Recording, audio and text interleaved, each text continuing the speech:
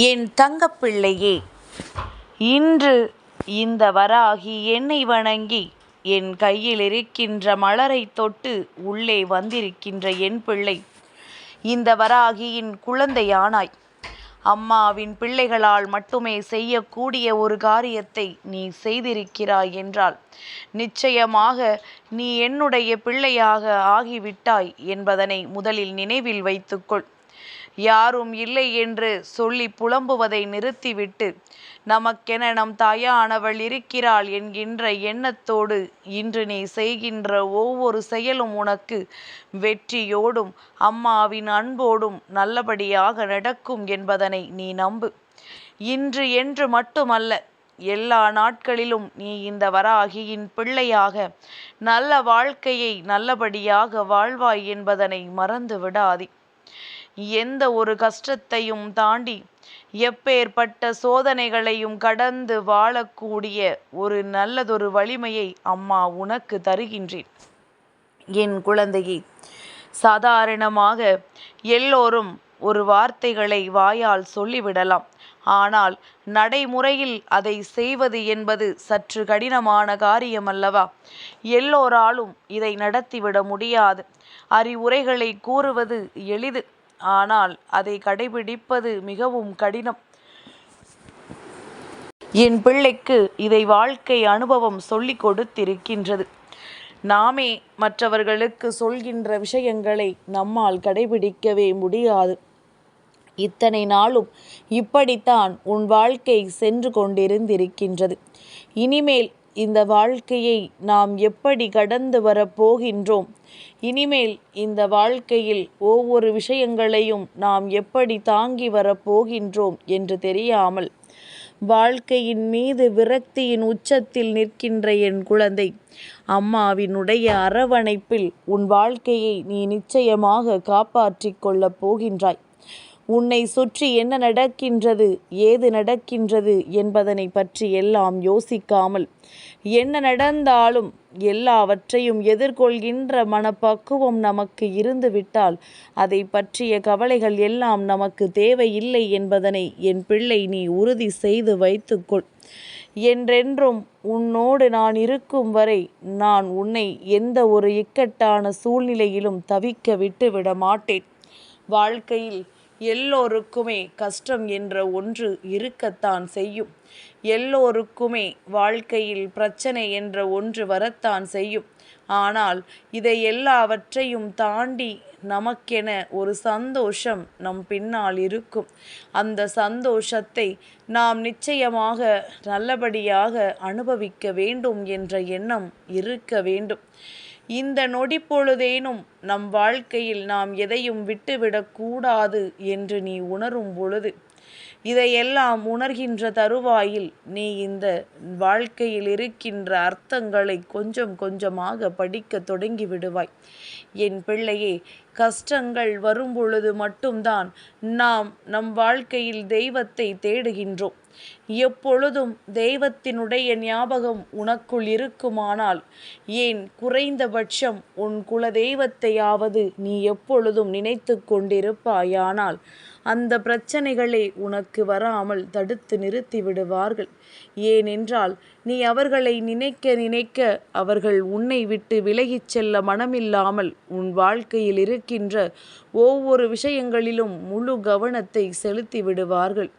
எந்த ஒரு துன்பமும் உன்னை நெருங்காதபடிக்கு அவர்கள் எல்லாவற்றையும் சரியாக செய்து விடுவார்கள்.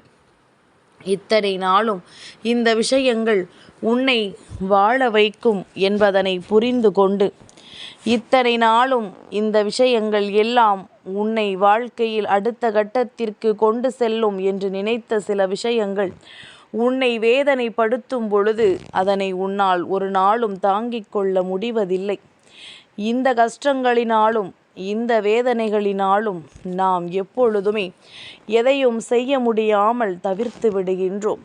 இந்த நொடியில்தான் தெய்வத்தின் அன்பையும் அரவணைப்பையும் நீ பெற்று கொண்டிருப்பாயானால், இந்த நொடியில் தெய்வத்தினுடைய ஆசிகளை நீ தெளிவாக பெற்று கொண்டிருப்பது உண்மையானால், நிச்சயமாக நீ வருத்தப்பட முடிய வேண்டும் என்று நினைக்காத அளவிற்கு இந்த பிரச்சனைகள் எல்லாம் உனக்கு முடித்து கொடுக்கப்படும்.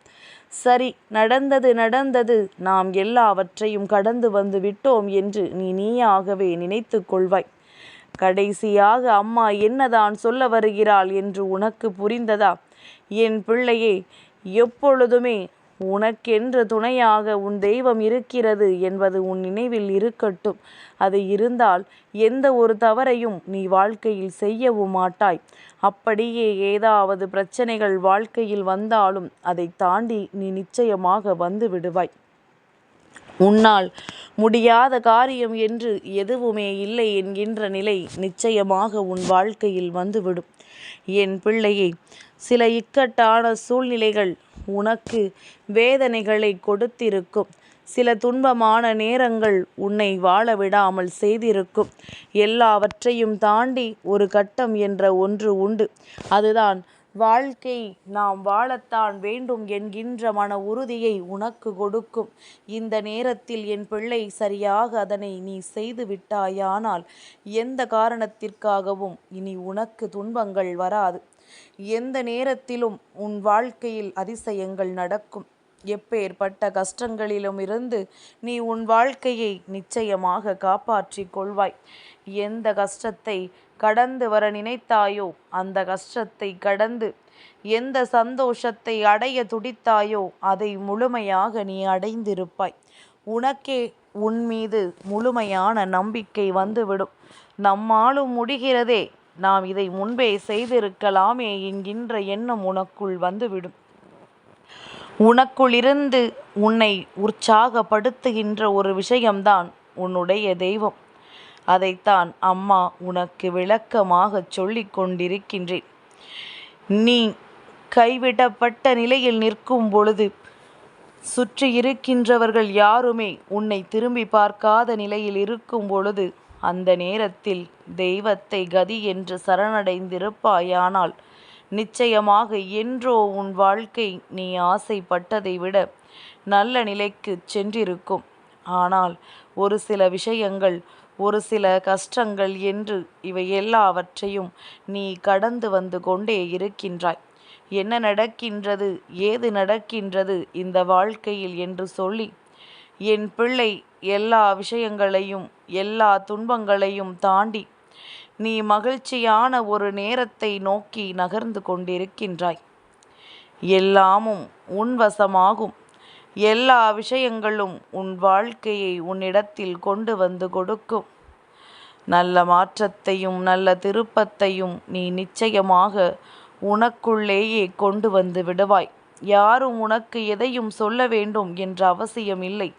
நீயே அனைத்தையும் புரிந்து கொண்டு, அனைத்து நல்ல விஷயங்களையும் தெரிந்து கொண்டு சந்தோஷமான வாழ்க்கையை அடைந்து விடுவாய்.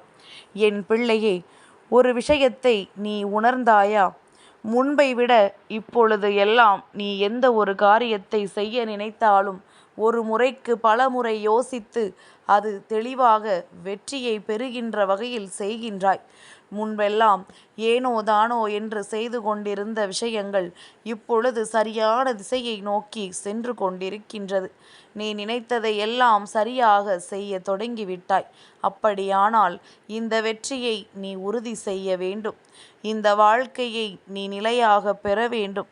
உனக்கென்று இருக்கின்ற ஒவ்வொன்றும் உன்னை வந்து கட்டாயமாக சேர வேண்டும். இதனுடைய எண்ணங்கள் உனக்கு தெளிவாக வந்துவிட்டது. இத்தோடு உன் வாழ்க்கைக்கான முழுமையான வெற்றியையும் நீ பெற்றுவிடு. ஒரு அடி கூட என் பிள்ளை பின்வாங்கி விடாதே. சரியான இடத்தில் நிற்கும் பொழுதுதான் இந்த மனிதர்கள் வேண்டாத வேலைகளை உனக்கு செய்வார்கள். இந்த நொடி பொழுதில் தவறி விழாமல் உன் வெற்றியை நோக்கி உனக்கானதை பெற்றுக்கொண்டு நீ மனநிறைவோடு இருக்க இந்த வராகி உன்னோடு தான் பயணிக்கிறேன் என்பதையும் நீ நினைவில் வைத்துக்கொள். என் பிள்ளையானால் எந்த காலகட்டத்திலும் தான் செய்த செயலிலிருந்து பின்வாங்காது. நீயும் அப்படியே உன் வாழ்க்கையின் வெற்றியை உறுதி செய். நிச்சயமாக நான் இருந்து அத்தனையையும் உனக்கு நடத்தி கொடுப்பேன் என்பது உன் நினைவில் இருக்கட்டும். நல்ல நேரம் வந்துவிட்டால் வாழ்க்கையில் அத்தனையும் உனக்கு நல்லதாகவே நடக்கும்.